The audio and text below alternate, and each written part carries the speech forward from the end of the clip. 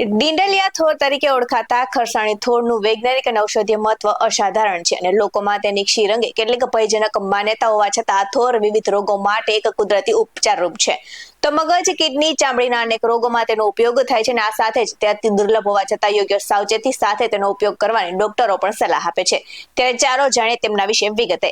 નમસ્કાર દર્શક મિત્રો, BS9 TV ન્યૂઝમાં આપની સાથે હું છું નેહા પટેલ. પહેલાના સમયમાં વાડી ખેતરોમાં ડિંડલિયા થોર, હાથરિયો થોર અને કાંટાળા થોરને ખેતર ફરતે વાડ માટે વાવવામાં આવતો હતો. અને આ ત્રણેય પ્રકારના થોર સેઢા પરથી થોડી જગ્યા રોકતા હોવા છતાં પણ વડીલો તેને વાવવાનું ચાલુ રાખ્યું હતું, કેમ કે વડીલો બધા જ થોરોના ઉપયોગ જાણતા હતા.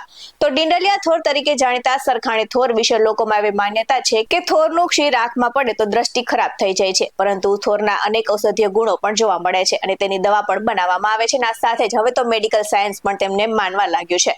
તો ઔષધીય ગુણધર્મોની વાત કરવામાં આવે તો અલ્ઝાઇમર, ડિમેન્શિયા, મેમરી લોસ, વર્ટિગો તાવમાં તેનો ઉપયોગ કરવામાં આવે છે. અને કિડની અને શરીરના રોગો જેવા કે રૂમેટોઇડ આર્થરાઇટિસ, ગોનોરિયા, મશા, અસાધારણ ગાંઠ જેવા રોગો દૂર કરવામાં આ થોરનો ઉપયોગ થાય છે. તો શ્વસન અને કાનના રોગોમાં પણ તેમનો ઉપયોગ થાય છે. આ સાથે જ અસ્થમા, સૂકા કફ, નાકના દુખાવામાં પણ તેની દવા બનાવવામાં આવે છે.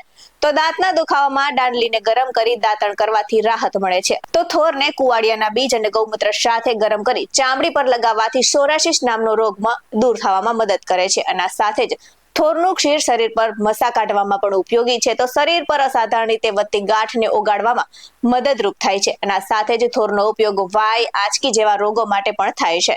તો ડિંડલિયા થોરનો ઉપયોગ કરતા પહેલા થોડી સાવચેતી રાખવી ખૂબ જ જરૂરી છે, કેમ કે થોરનું ક્ષીર ખૂબ જ દાહક હોય છે અને ચામડી અને આંખો માટે તે ગંભીર રીતે બળતરા અથવા તો નુકસાન કરી શકે છે.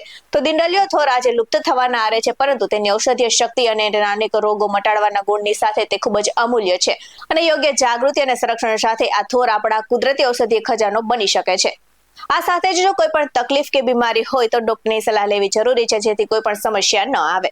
આવા જ વધુ અહેવાલ સાથે ફરી મળતા રહીશું. તમે અમારી YouTube ચેનલને સબસ્ક્રાઇબ કરવાનું અને અમને Facebook અને Instagram પર ફોલો કરવાનું ભૂલશો નહીં.